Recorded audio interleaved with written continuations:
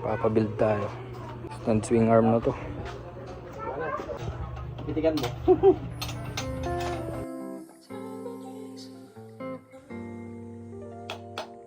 Ito puputulin dito. Let's go!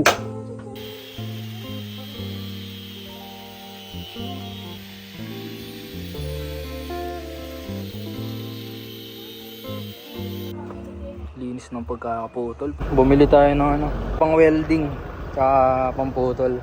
Gagamitin kaya amat mga par. Gastos!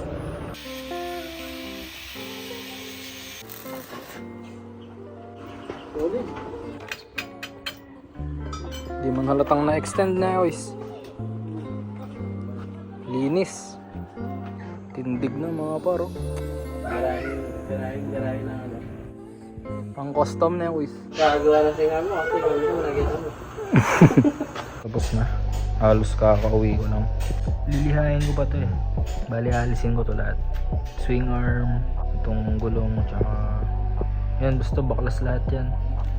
Para mas maano ko to, mas maliha ko at mas maganda yung kalabasan ng pagkaka-repaint. Stay tuned na lang sa kalabasan na ito. Ayos. Hindi na siya mukhang bansot. Lumabas na yung gulong niya. So yun lamang mga par.